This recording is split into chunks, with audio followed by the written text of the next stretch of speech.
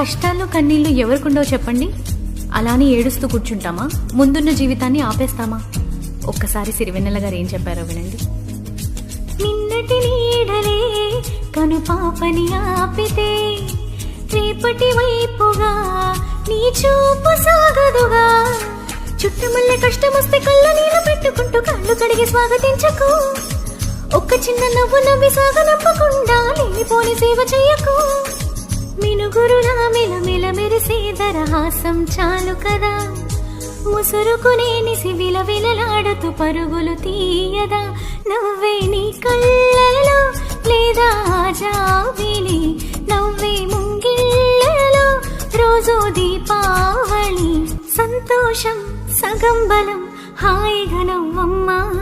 ఆ సంగీతం నీ తోడై సాగవే గువ్వమ్మా.